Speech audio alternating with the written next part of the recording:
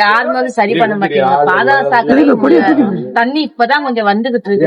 எல்லாம் நல்லா பாத்து லைட்டே இப்பதான் கொஞ்சம் ஏரியா ஆரம்பிச்சிருக்கு. முதல் லைட் கூட இந்த ஏரியால இருக்காது. பிரச்சனை கண்டிப்பா மாத்துவோமா? கண்டிப்பா இதெல்லாம் மாறணும்.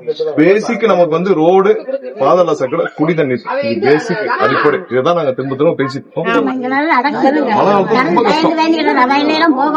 மழை காலத்துல ஏதோ வயல்ல போற மாதிரி இருக்கும். பாதாள சாக்கடை